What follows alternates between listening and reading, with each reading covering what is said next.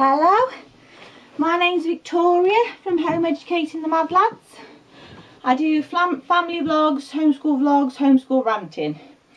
I've had a thought, so I'm going to do some homeschool ranting. More and more, so I'm dead out of breath, I'm pregnant and it's making me really out of breath. I'll try my best. More and more I see the school system undermining parents, treating them like the secondary caregiver to their own children. Did you know there are some high schools in America where you can go to the school nurse and get contraception, morning after pill, and even arrange an abortion in the safe knowledge that they won't tell your parents? That makes me shudder. It starts young. It's in the UK, in England. If you're happy with the school system, if you're happy with nurseries, you know, that's fine. I'm just talking to be, you know, if you're not happy with it. Kids are starting nursery younger and younger. And I had this myself with my oldest. He's the only child we tried nursery with. He was 3. I mean, some people this happens to even younger at 2, but he was 3. I was struggling with his behaviour. People kept telling me nursery was the best thing for him.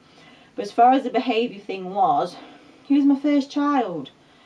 I didn't have the tools yet.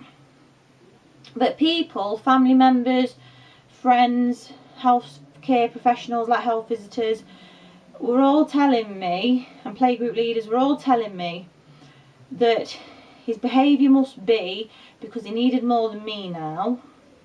Nursery know how to handle him and correct his behaviour, and I'd needed the break, clearly.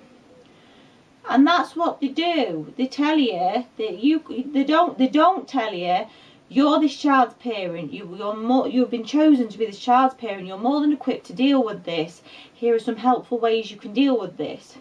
Believe in yourself. What they tell you is pass the book, send your kid off to professionals, even if it's like a 19-year-old girl who's just passed a childcare course, because clearly she can cope with it better than you can.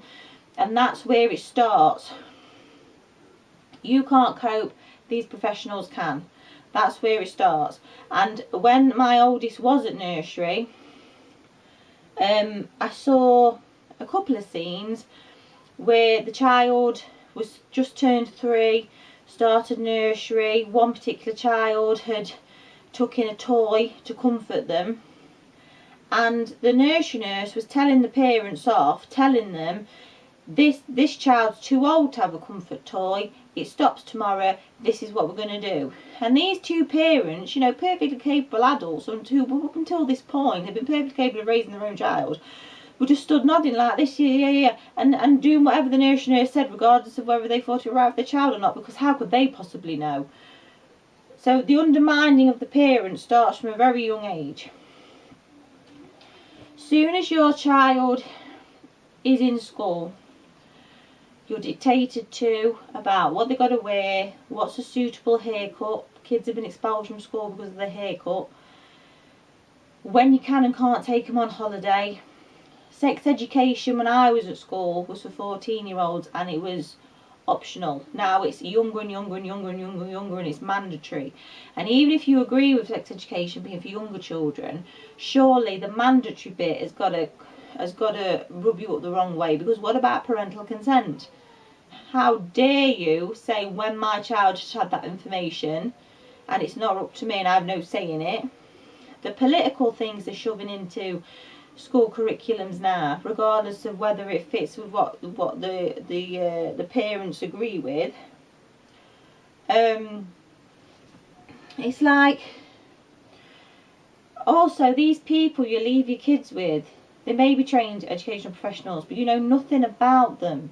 You know nothing about their moral views, their religious views, their political views. And these are the people that are moulding your child's impressionable brain day after day.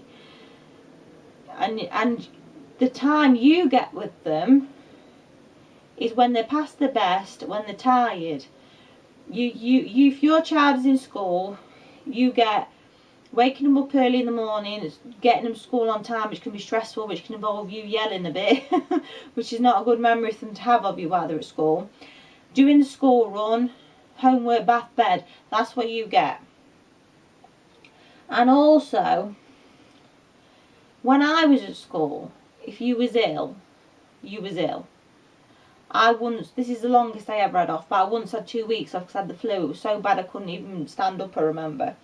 And when I got back to school, pardon me, never been in real life, only when the camera's on. And when I got back to school, all I remember was the teacher saying that she was glad I was better. Now, if your child is not in school, the school will ring you and ring you and ring you and harass you when they come back, their attendance.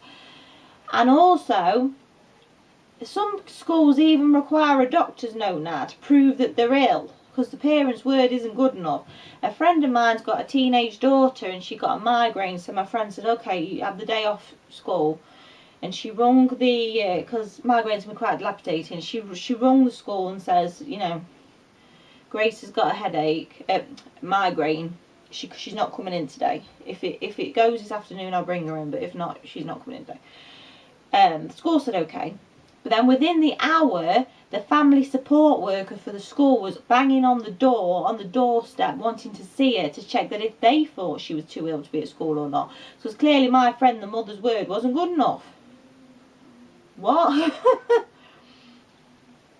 The other thing is, it was in the news recently, actually. There was a father, and he invited everybody in the class at school to his child's birthday party, except the kid that had been bullying his kid. And the school was like, no, you can't do that. You have to invite everybody in the class.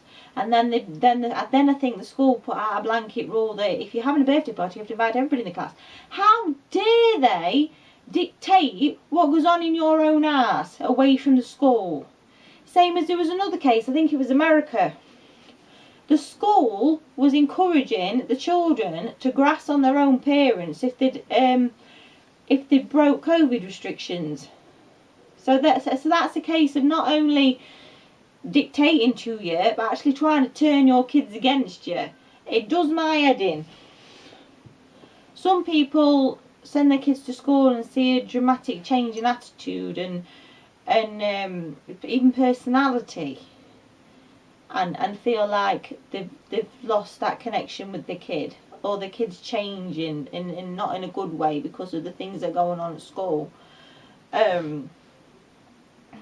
And if any of those things are bothering you, whether it be, you know, the change in your child's personality, or the lack of time you're getting with your kid now, or the general dictations about what should be going on with your child, and you're not getting any say in it whatsoever, or hardly any say in it. If any of that bothers you, take your kids back, homeschool them or home educate them, whichever term you prefer, and take your kids back.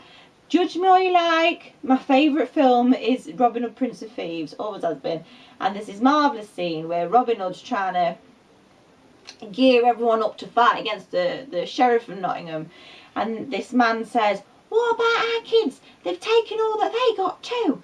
And Robin Hood says, well, by God, we take it back.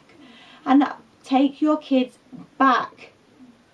Any of that's bothering you, just take them back. Don't just sit on your hands while their childhood drains away. You have every right as a parent to step in and say, I'm not having this anymore.